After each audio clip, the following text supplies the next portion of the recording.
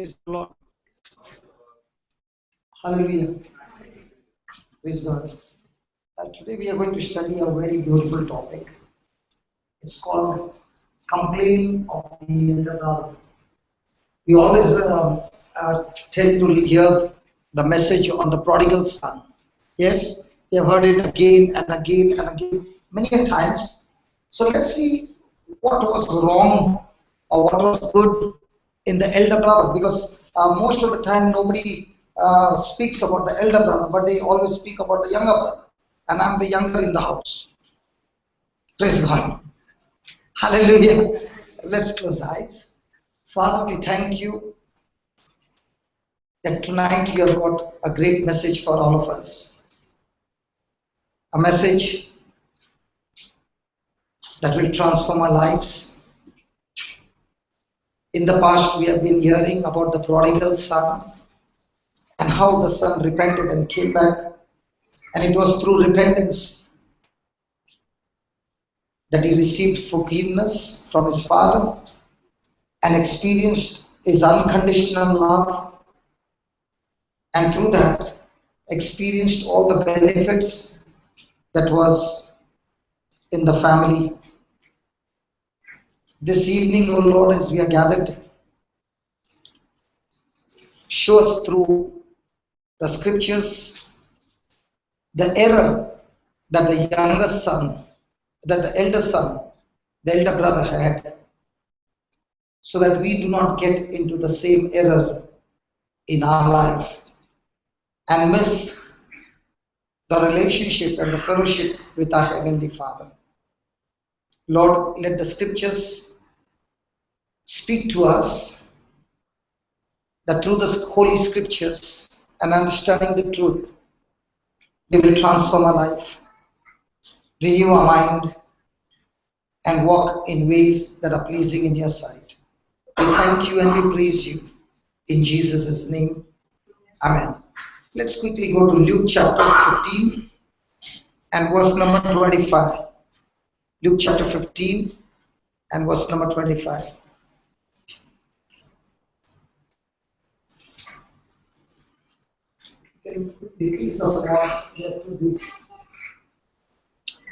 Now his eldest son was in the field, and as he came and drew near to the house, he heard music and dancing. And he called one of his servants and asked what these things meant. And he said unto him, Your brother is come, and your father has killed the fatted calf, because he has received it safe and sound. And the elder brother was angry and would not go in. Therefore came his father out and entreated him. And he answering to his father, See, these many years do I serve you, neither transgressed I at any time your commandment. And yet you never gave me a kid that I might make merry with my friends. But as soon as this your son has come, which has devoured your living with harlots, you have killed for him the fatted calf. And he said to him, Son, you are ever with me, and all that I have is thine. It was meet that we should make merry and be glad, for this brother was dead and is alive again, and was lost and is found. This is the gospel of the Lord. Praise be to Lord Jesus Christ. Praise the Lord. Now, before we come to the elder son, a quick revision of the younger son. We know that he had made a blunder in his life. He had gone away from his father, believing that going to a distant country, he would multiply his resources, have a great life. So he got into all the lies of the pleasures of this world, and found himself going deeper and deeper till he lost everything. Now, it must have been extremely difficult for the younger son to come back home because, on one side, it was not only that he would come back home to his father, but he would be meeting his brother, he would be meeting his old friends, he would be meeting the servants, he would be meeting the people of the same village. So it would be a great, a great emotion going on in his life, because when he's going to meet them, how are they going to treat him? How are they going to accept him? How are they going to love him or reject him? And let's say the first day when he's come back home, do you think his emotions and all would have settled down, or he would be still having a lot of things running in his mind? Come on, it's not easy. And yet, this younger son makes that decision to set things right, and he makes that decision only because he comes to his senses. You know, whenever there are afflictions going on, there are many a times mothers keep crying and saying, my son is suffering, please pray that he comes out of suffering. But most of the time we see Jesus showing us that affliction that came to the prodigal son was such a blessing, because in the midst of that affliction, he began to ponder, he began to compare, he began to understand that if I do not change my direction now, and I continue in the life that I'm living, it will end up in a disaster. So affliction, when used in the right way or in a godly way, brings repentance, brings change in direction. So many a times when we go through afflictions, our main concern is, God, please bring me out of this trouble. God is not interested in bringing us out of trouble. God is more interested in bringing forth the fruit of the Spirit in our lives. That's why He's called the gardener, Jesus the true vine, and we are the branches. Praise God. Hallelujah. So the more and more we produce the fruit of the Spirit, the more and more the glory to the Father. And that's what we find about this prodigal son. Let's see, that evening they are all sitting together and they are about to have their meal, and the father says, come on son, say the prayer of thanks. Come on, that prayer would be a prayer that would be coming from the depth of the very core of his heart, because he knows where he had been and how his father has been merciful and loving and unconditionally loving and accepting him. Praise God. Hallelujah. Now he's come back home and his father makes a decision. Come brother, come son, let's go out. And when he's taking him out on a stroll, and then he made some friends, and he begins to introduce, this is my son, my younger son. And everybody knows about the younger son, what kind of a life he had been living. And the man stretched out his hand, and the younger son has to stretch out his hand. Do you think there would be some confidence or the guilt and the condemnation all in his life? Is that true? Come on, it's a difficult time. See, his relationship with the father was restored in no time. Because the father just accepted him, loved him, did not even want to know what he had done, and he poured so much of love and gifts and benefits on him that he said, as for my relationship with you, son, it's all settled. But the real torture is a relationship with others in the kingdom of God. Hallelujah. How will others accept the prodigal son? Praise God. And that's what we find in our life, that when somebody makes an error and he comes back, how do we look at that person? With compassion, or do we look at that person with judging and speaking ill about him and not accepting? What about the son who says to his father, Father, I'm thinking of getting married? How many people would remind the son of his past because of the things that he had done in the past, and those things will be haunting him again and again and again. Truly, the son had lived a bad life, but Jesus is saying the same son, when he came back with a total repentance, a total change of life. Praise God. Hallelujah. But when people look at him, his past life. And that's what Jesus is talking about in this parable. That this son had already changed, but people would look at him, not the new person, but the old person. Pointing of fingers, speaking ill. Hallelujah. So, for the prodigal son, it was not only difficult for him to come back home, but much more it was difficult after his father accepted him. How would his brothers, his sisters in the church, in the family accept him? Have you seen people like that? Because we have got a rehab center, so there are boys inside who were once upon a time drug addicts, alcoholics, you name it, they were on the extreme side. Even after their lives have changed, not many in the family want to accept them. There's still condemnation, there's still pointing of fingers, there's still accusation and all this. And that leaves a mark in that person, that even though that person has changed, the Father has accepted, Jesus has accepted, but the brothers and sisters in Christ in the church are not willing to accept it. Praise God.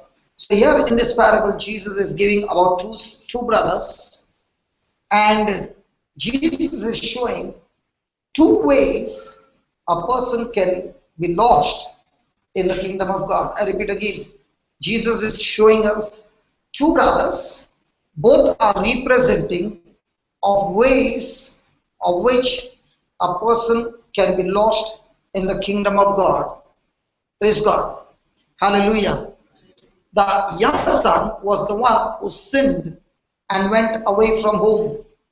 But the other one sinned and was at home. I repeat again. The younger son was the one who left his home and went away from home. But the elder son was at home, but he also sinned against God, but he was at home. One was lost miles away from his father, while the other one was lost in his own home.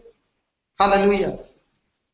The younger son sinned against his flesh, but the elder son sinned against the spirit. What was the problem? The problem was that when the younger son sinned, he recognized himself as a sinner, and because he recognized himself as a sinner, there was a chance for him to repent and come back. But the dangerous one was the elder son, who sinned but never recognized that he was in sin. And that's the parable that Jesus wants to show us today, that the younger sons, when they commit sin, they know that they are on the sin, they are on the wrong side, and because of which there comes a time that they realize that they are on the wrong side and they will come back. But there are many who are like the prodigal sons, who are on the wrong side. They know that they are on the wrong side, but till the end won't repent and won't come back and be lost. But they will, even when they are lost, they know that they were never with the Lord. But when it comes to the elder son, He did not even know that he was on the wrong side, and he also got lost, not knowing that he was on the wrong side, and therefore did not repent. Praise God. Hallelujah. Let me give you something before I go ahead. In my past life, before I met the Lord, I was living an extremely sinful life. And when I was really in a bad condition, my wife stood by me, did not give up, and my life changed. Now, when my life changed, I became an extreme on the other side. I became extreme on the Word of God, that I became like a person like Hitler on the Word of God. If the Word of God says this, it has to be this, and it was like a Hitler rule at home.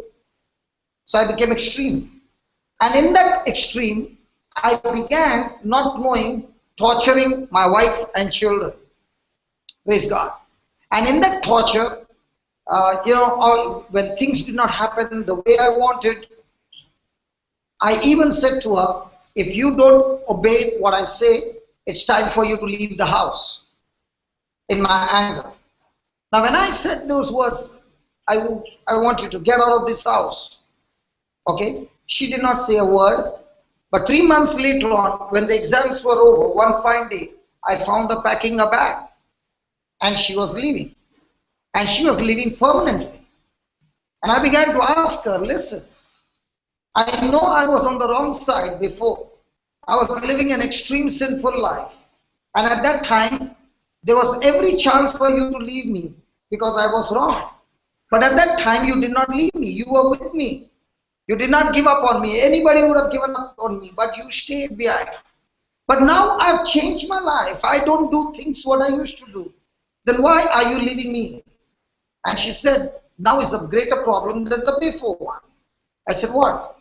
She said, when you were living in your past life, at least you knew you were wrong. And that's why there was a chance for you to change. But now, what life you are living, you have become a self-righteous one. You have become spiritually blind. And now when you're doing things, you don't even know you're on the wrong side, because in your mind, you're on the right side. And that's why it's now for me to leave you and go, so that the spiritual blindness will be opened, and I'll be waiting on the other side, waiting for the spiritual blindness to go, and then only I will be with you. And that's how we separated. She went to Bangalore, I was in Bombay, and I did not understand. And I said, God, when I was living an extreme bad life, okay, she was with me. And it changed everything. Here now I'm living for you, and I'm living with the Word of God. But only thing is, I've become very angry and very bitter. So God, I'm not doing the things that I used to do before. But then I began to think, okay, God's word says faith moves mountains. I can move my mountain.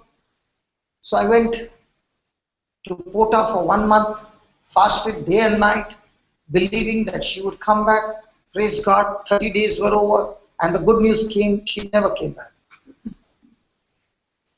Now came frustration, and I began to wonder, Lord, why is it that when I prayed and I fasted and I did all these things, why is she not coming back? And the Lord said, listen, son, you have planted the wrong seeds. You have become self-righteous, and you have hurt them. And that's why you begin to start planting the good seeds. If your harvest is bad, that doesn't mean that's the end of life. You can change your harvest by changing your seeds. Because all these years after your conversion, you were planting seeds, but seeds of hurts and pain. So I want you to change those seeds and plant unconditional seeds of love. And then I began the journey, and I began to ask God, God, how will she know that I'm planting the seeds of love? He said, you don't have to bother for her to know. It's between you and me. You plant the good seeds, what I'm asking you to do, what she should know, that's my time, I will do it. And exactly the same thing happened. Planting the good seeds again and again and again. God in a supernatural way restored our marriage. Praise God. Hallelujah. So I'm here to share with you the danger of being the elder son. The elder son was not a rebel. He was not committing adultery. He was not doing all the ungodly things. But there was a big danger, and that was he was self-righteous. He had bitterness in his heart. He had anger in his heart. He could not forgive. He could not accept his brother. And that is a real danger. And the Bible says unforgiveness qualifies us to go to hell. Because if I don't forgive, my Father in heaven will not be able to forgive. Even if he wants to forgive, he cannot. By default, I'm in unforgiveness. And if my sins are unforgiven, then praise God, those sins which are unforgiven qualify me to go to heaven. It's extremely dangerous for a person to be self-righteous. Hallelujah. Hallelujah. Thank you, Jesus. What was the goodness in the elder brother? The prodigal son, he was in a distant country, destroying all that his father had given, his inheritance, into all kind of sinful living. But what about the older brother? The older brother stayed at home. He was loyal to his father. Praise God. Always was obeying his father. Hallelujah. And if anybody in the town had to ask his father, hey, what about your sons? What would you think would have been a talk in the town? The talk in the town would be, the younger son is an extremely useless fellow, totally sinful, might be in drugs, might be in alcohol, might be with the prostitutes and all those things. But look at the elder brother. He's so fine. He's so hardworking. He's so loyal. He's such a respectful person. You can always see he's working in the field. But look at the younger son. He has taken his share and messed it up all around. Is it right? Come on. Come on. Yeah? Now, that's exactly what Jesus is saying. But then he's saying that just as the younger son was too bad in his sinful life, the elder son was also having weakness of bitterness. Praise God. Hallelujah. Hallelujah. So Jesus is not only exposing of those who are in sin, but he's also exposing those who are in sin, but they cannot be found out. And that is what Jesus gives us two categories of people. On one side are the tax collectors. On one side are the prostitutes. These are the people who are living in sin and they know they are on the wrong side. They know the kind of life they have been living. But on the other side are the Pharisees, the teachers of the law. They had the scriptures in their heart, but at the same time, they had vengeance in their heart. They were not willing to repent.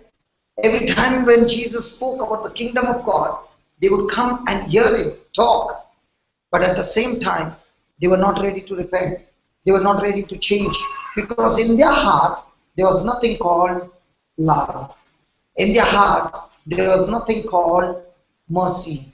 In their heart, there was only revenge. There was only bitterness. Praise God. Hallelujah. And that's why Jesus, when he's giving this parable, if you see, this parable was given because the tax collectors were condemning Jesus. Because he was with his disciples. Okay.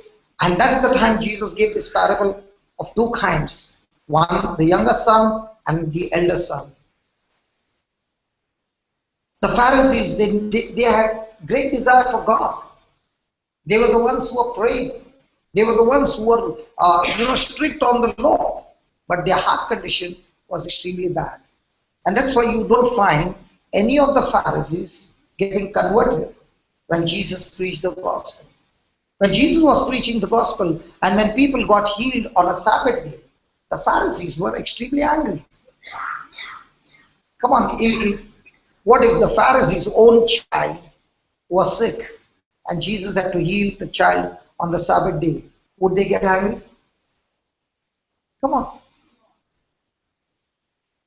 They were so angry that they began to accuse Jesus that he's demon possessed. Who are these people? They were the ones who were inside the church. They were not on the people on the streets. Hallelujah. Hallelujah. They had the scriptures in their heart, but their mind was filled with filth. But on the outside, Jesus said they showed they were extremely clean. You know, when the scriptures in the heart and the scriptures in your mind, they do not agree, then you are on the wrong side. When the scriptures are not in the heart, you are already on the wrong side. And that person will know that I am on the wrong side. But a person who has the scriptures, who knows the teachings of Jesus, but at the same time when it comes to execute those teachings, is extremely on the negative side from within. Nobody knows it, but it is happening. Such are the people who are extremely dangerous, and the danger is they will not even know that they are drifting away, caught up in the current, and they can get lost. Hallelujah. Thank you, Jesus. Thank you, Jesus. So this parable Jesus is giving to those Pharisees who are right there listening to this parable, and Jesus was telling them the elder son also missed his salvation. The younger son, he was on the wrong side, but praise be to God, he repented.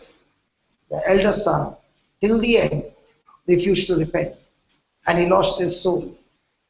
And that's why Jesus is giving a danger for elder brothers and sisters who are in the church, who are extremely self-righteous, who are extremely good in judging others, condemning others, but having no heart of mercy and forgiveness. Hallelujah. Thank you, Jesus. Thank you, Jesus. Praise the Lord. Hallelujah.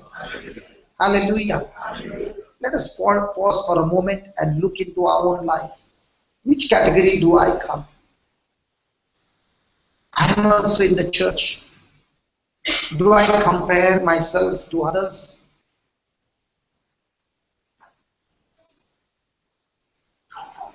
The prodigal son, when he came back, he realized his mistake, repented. He wanted his brother to love him and accept him the way his father did. Am I sometimes the elder brother? That when I see a person who has done lots of mistakes and he comes back, he repents, and then the father blesses the younger son, and then you get annoyed, you get bitter, because you have seen this person on the wrong side, and now you can see God's blessing on this person more and more. And you are saying, God, all my life I have not done things that this person has done. Why is it, Lord, that you are blessing him so much and not blessing me?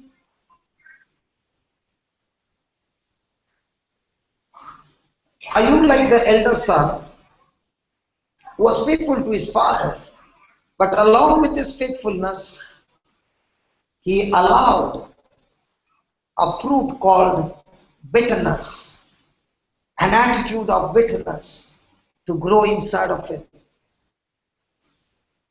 Attitude of bitterness against his own brother.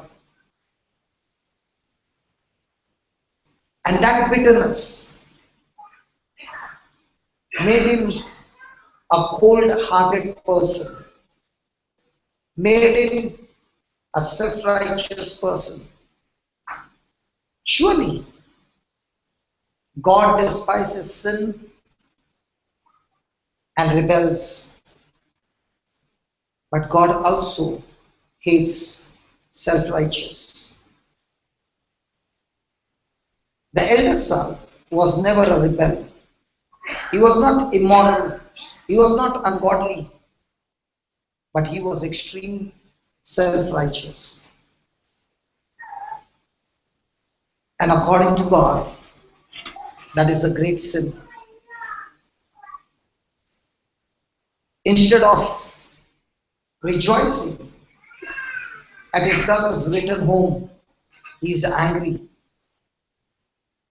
How is my relationship with my brothers and sisters in the family, in the church, in the workplace? Am I a person who gets bitter so quickly? Am I a person who has offense and unforgiveness? My friend, such kind of an attitude is like a landmine. Landmines are those explosives that are hidden underground. The person who walks on the ground does not know the danger. When his feet falls on that spot and the pressure is released on the ground, the mine that is put explodes, killing the person. Unforgiveness is that kind of landmines that is planted in the path of an unbeliever. And that is the kind of landmine that was planted by the eldest brother in his own life. What is your response when somebody hurts you? Do you have an urge to retaliate? Or might be you took no action against that person, but instead of that, you have been storing bitterness in your heart. And if that kind of bitterness is in our heart, then it is like a person who has been injected with poison in his body. Because a person with unforgiveness actually is doing great damage to his own self, to his own body, to his own relationship. And when a person fails to forgive, that person is actually spiritually seen, he is self-punishing himself. Unforgiveness is extremely destructive. That same person is planting landmines in his own path to be destroyed in the future. What kind of poison am I growing in my body and in my life? Might be some of you have got some sickness in your body. Most of the time, that sickness is not the root, it is only the fruit. The root is that unforgiveness. The root is that sin in our life. And as long as that root is not dealt with, the poison keeps on growing, destroying our health, our relationships, our families, and everything. Let us look into our life. Have I been growing such kind of roots in my life? And if I'm growing such kind of things in my life, I'm on a time bomb which can explode anytime, bringing destruction anytime in my body, in my relationship, in my life. So now's the time to ask God to forgive and ask God to give us the grace to forgive others. Thank you, Jesus. Praise you, Jesus. Hallelujah. Hallelujah. Now please, Jesus wants to show us in this parable that unforgiveness is a very, very wicked sin. Praise God. Recently I was reading a Psalm 68 and I was so shocked to know the effect that the writer David has put in that psalm. We'll just go for just a few minutes on that psalm. Now, we all know that David committed adultery. Yes? We all know that David committed a murder. He killed the woman's husband. He got him killed.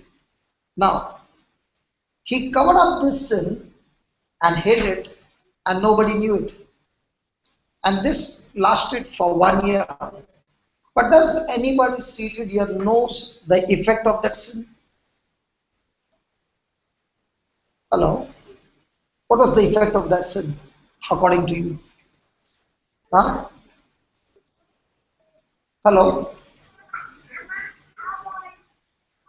Let's just have a glimpse of this Psalm 68. Psalm 68. I myself never knew it. Just a week back, when I read it, I was shocked to know David himself writing this psalm describing the effect of sin in his life. Are we ready? Are we ready?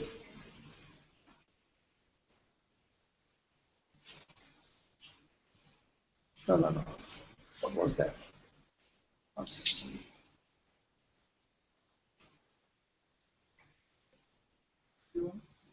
No.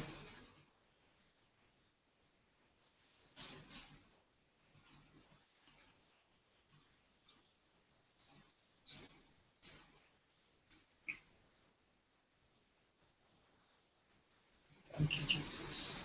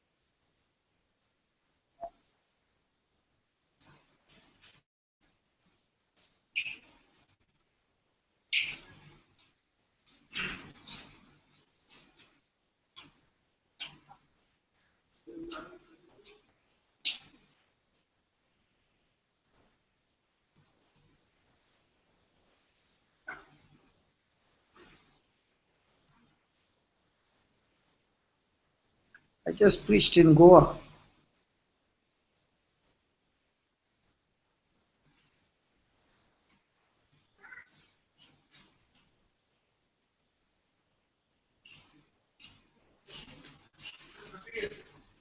$38?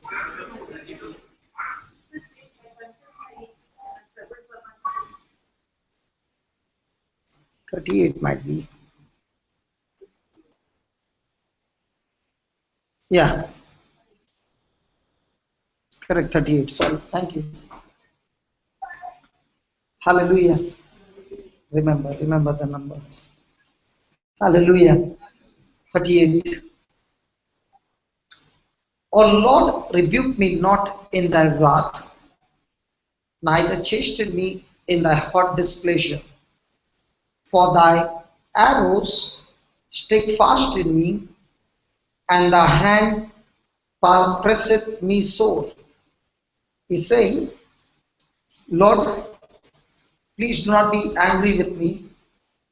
Please do not chasten me the way you are doing it, because my body is in such pain as if somebody has shot arrows in my body and it's continuously in pain. It's continuously bleeding. There is no soundness in my flesh because of thy anger. Neither is there any rest in my bones because of my sin. In other words, Lord, you had given me the same body that a few years back With my bare hands, I could fight the lion and the bear and save the sheep from their mouth, from their jaws. And here I am, Lord, today, that there is no soundness in my body. My bones are in pain. It's worse than arthritis. For my iniquities are gone over my head as a heavy burden, they are too heavy for me. It's like I'm continuously suffering from migraine. I'm continuously suffering from heaviness in my body and in my head. And verse 5 says, my wounds sting and are corrupt because of my foolishness. I say, God, if that was not enough, now my condition has become worse than before. Those arrows, like arrows that were piercing my body is wounded, and from those wounds, they have started to decay, and my whole body is stinking. And all this corruption that has come into my life has come only because of my own foolishness. And what's my own foolishness? Is my wrong relationship with Bathsheba, the murder that I caused of a husband, all that has brought destruction in my life. I am troubled and bowed down greatly. I go mourning all the day long. God, I was the same person who was singing your praises. I was the same person who was after your heart. But I am the same person now that my health is actually getting destroyed in such a way that I can feel I'm dying. There's no more joy in my life. There's only mourning in my life. And my loins are filled with loathsome disease. Not only my body is filled with disease, even my sexual organ is filled with disease. And everything is stinking. There is no soundness in my flesh. I am feeble and so broken. I am sore by reason of the disquietness of my heart. Lord, all my desire is before you, and my groaning is not hid from you. Now, is David praying to God to heal him?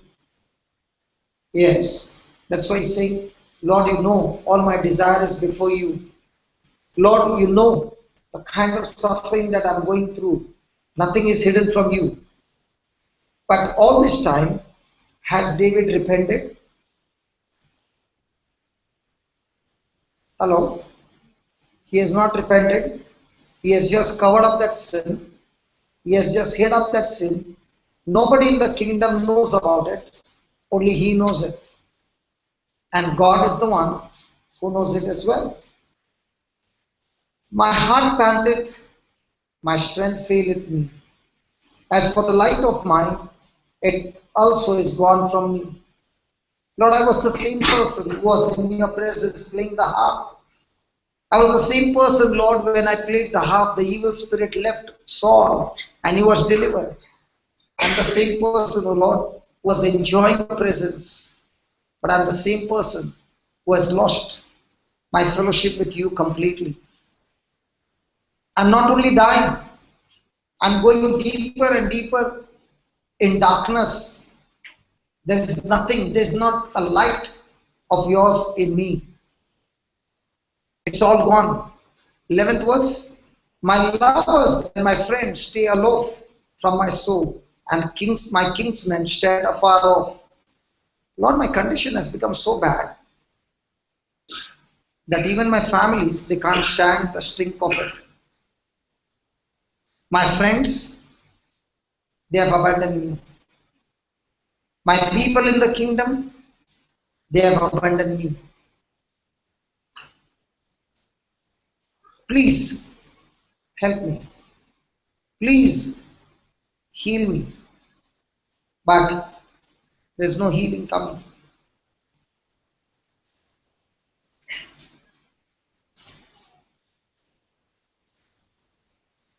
How do you feel? The man so close to God, the man anointed, the man blessed. The same man makes an error. And when he makes that error, is God punishing him? Hello, is God punishing him? He has committed sin, yes. He has committed a murder, yes. So is God punishing him? Yes or no? Yes or no? See, God does not need to punish anybody. It is by default. Like, when you put sugar in the coffee, you don't need to pray to God that God please make the coffee sweet. It is by default. The coffee has to become sweet. In the same way, God is saying, I don't need to punish you. I have got something called as laws, spiritual laws. You do this, this is what you will receive. You do this, this is what you will receive. So it's not I who is punishing you, but it is you who has planted that seed, and the seed has germinated, become into a tree, and out of the tree are these fruits. So what is David saying? David is saying, God, please, I do not want these fruits in this tree. But God is saying, listen, David, it's not the fruit. It's the root that is the cause. If the root is bad, the fruit will always be bad. Hallelujah. Now that same David was a handsome fellow, the same fellow who was dancing before God, the same person is dying. But he's dying a slow death, a miserable death. They that also seek after my life lay snares for me. The other kings of the kingdom, they have come to know my condition. And they are now coming to lay traps by which they will not only captivate me, Lord, they will kill me. Now all this time, were his enemies able to kill him? Were his enemies able to come anywhere close to him? No. What has the sin done? The sin effect is so powerful. It is slowly but surely destroying all that God had given to David. I repeat again. Sin is that force that will surely, slowly, but surely eat up, destroy all that God has blessed us in our life. And that's why Satan always wants us to get into sin. Because when we get into sin, that sin qualifies him to have legal right to take away the things that God has blessed us. As I said to you 2 months back, the Bible says what God has blessed, no one can curse, not even Satan. Nobody in this world can curse you when you are blessed. But when we get into sin, now we have activated a curse on our own life. Praise God. I said, what others do to me is none of my business. What I do to others is my business. If you hurt me and you do wrong to me, and you cannot make me hate you, then I have won the match. If you do wrong to me and you cause me to hate you, then I have lost the match. Hallelujah. That's what Jesus is talking about in the parable of the prodigal son and the elder brother. What has happened to the elder brother? The action of the younger brother, though he has not done any action against his own brother, but his bad life, the elder brother hates him. He doesn't even want to see his face. Praise God. Then They that seek my hurt speak mischievous things and imagine deceits all the day long. But I, as a deaf man, heard not. I was as a dumb man that opened not his mouth. Now, what's happening in the kingdom? Everybody's talking about the wrong things, accusation, and all kinds of gossip going on in the kingdom. I can hear people talking about me, and those words are really painful, God. I cannot bear them. Thus I was a man that hear not, and in whose mouth are no reproof. For in thee, O Lord, do I hope. You will hear, O Lord my God. Now what is he saying? God, I know that my only hope to come out of this situation is you. And I know you are the God who hears my prayer. But in spite of that, there was no change. There was absolutely no change. Things were going worse. For I said, hear me, lest otherwise they should rejoice over me. When my foot slippeth, they magnify themselves against me. For I am ready to halt, and my sorrow is continually before me. Now see what verse number 18. Look at verse number 18. What does he say? For I will declare my iniquity. I will be sorry for my sin. So after he reaches the rock bottom, that also he has hit, God in his mercy sends the prophet Nathan, who begins to speak to him and shares with him exactly what he has done. That sin is exposed, and that's the time David repents. You know, in the Bible we find there are two kinds of people. David and Saul, both of them are anointed. Okay? David has done so many blunders, he gets forgiveness. Saul does blunders, he doesn't get forgiveness. I'll give you an example. There's a place where Samuel comes and tells Saul, after 8 days, I will come to offer sacrifice to the Lord. The 8 days are over. There's no sign of Samuel. Saul takes the offering and offers it to God as a sacrifice. And when he has finished the job, Samuel comes. And when he comes, he first tells Saul, what have you done? And Saul says, because the people were coming against me, and because I was afraid of them, and you had not come, I took that decision to offer sacrifice to the Lord. And Samuel says, because of what you have done, God has rejected you, and God has selected some other king, some other person to be the king. Now, was that sin so bad that he should be rejected? Hello? Which sin, according to you, would be extremely bad? That David committing a murder, an adultery, or Saul offering a sacrifice? Huh? Then why is David forgiven and Saul is not forgiven?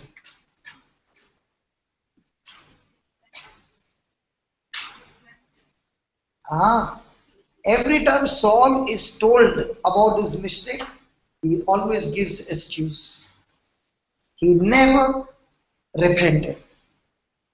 But whenever David was shown that he had made a mistake, he would quickly get into the sackcloth and start mourning and repent.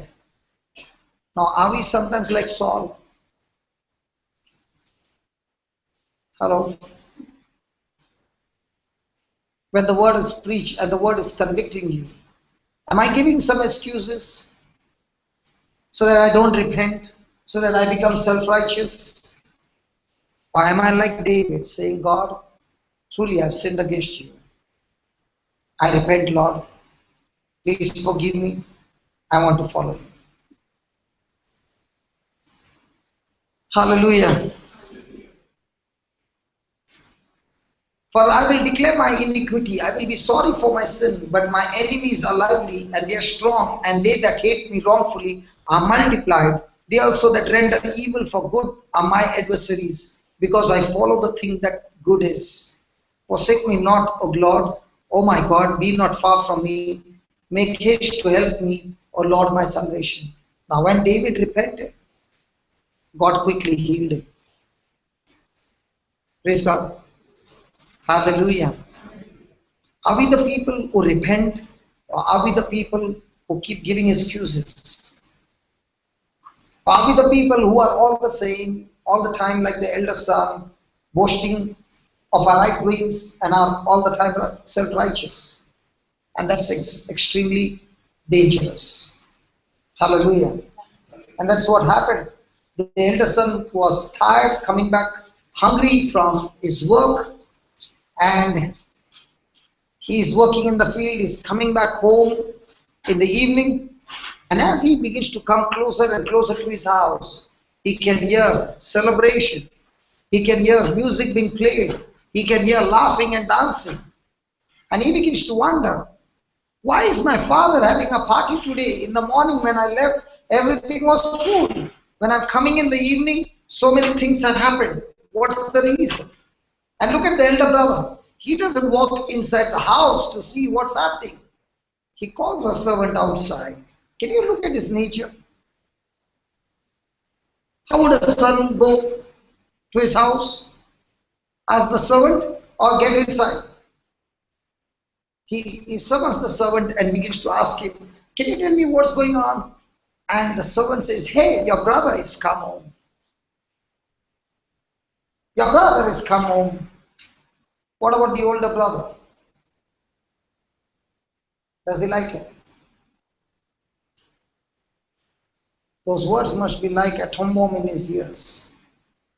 He hates it. And that's what was the things of the Pharisees. They hated people. They had no love. They had no mercy. Am I sometimes like the Pharisee in the church, having all the important positions in the church, but at the same time, can't see any compassion, mercy towards a person who is in error? Possible? Hello? Now the elder brothers are found in the church, okay? They are not found on the streets. The younger son are all found on the streets. You don't find them in the church. But the ones who are on the street repented and could make it to heaven. The ones who are in the church did not repent and went to hell. Hello? That's what Jesus is saying. I'm not saying. So be careful if you are in the church. Hallelujah. Thank you, Jesus. Thank you, Jesus. He was angry because his brother has come back and his father has accepted the brother back. Praise God. Hallelujah. Hallelujah. Hallelujah. Now, is it possible that a person was living a very bad life, repented, came back, changed his life, and after changing his life, decided to come back to church? And he walks into the church. And there are other brothers and sisters who know his life. And when the service is over, they go to meet him. Some of them greet him, some of them hug him, some of them love him, some of them pat him and says, well done, brother, good, keep on coming, and begin to encourage. What must be happening to that prodigal son? He must be thinking, hey, listen, I thought only my father. But my brothers looked at my past, they are loving me, and tears must be rolling down his eyes and say, God, you are not only loving, but my brothers and sisters are so much loving me in the church. Possible? Come on. And in this time, there is a group of 4 or 5 of them who are watching from the distance and talking and saying, look at these people accepting that.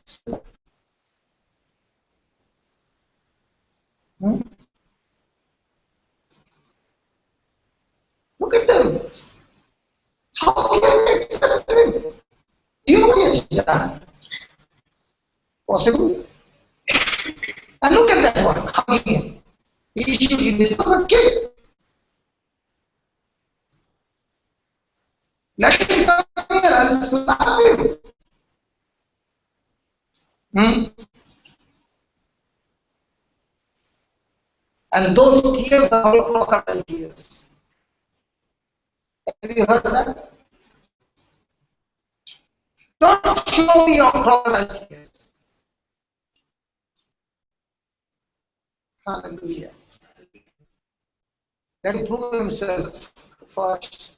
Let him show us some fruits, and then we will forgive. How do we get forgiveness from our Father?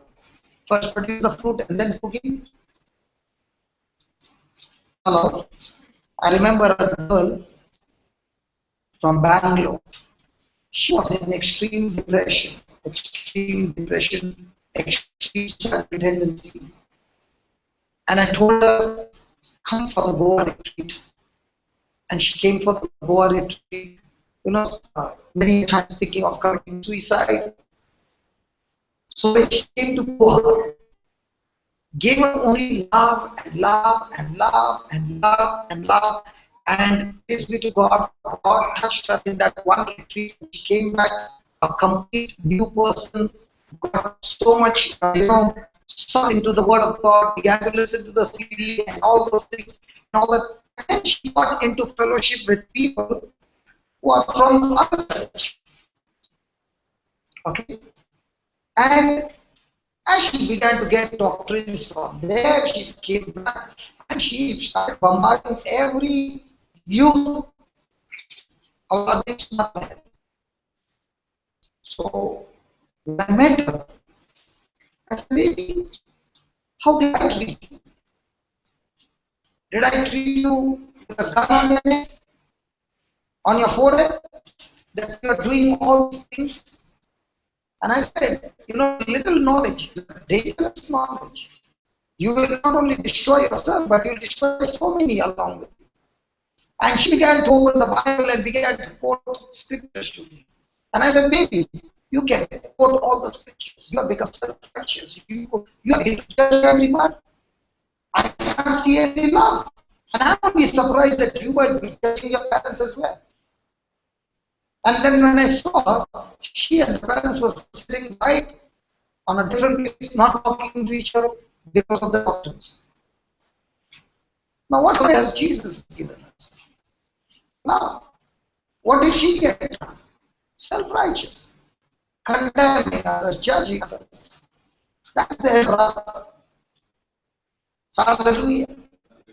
And such people have got no love, no mercy, no passion, and they only bring divisions and destruction in families. Praise God. Thank you, Jesus. Let me just pause for a moment and reflect. Am I the elder brother?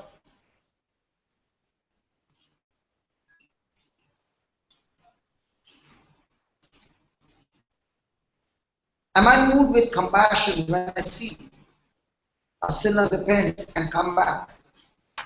Or do I judge him? Am I quick to forgive?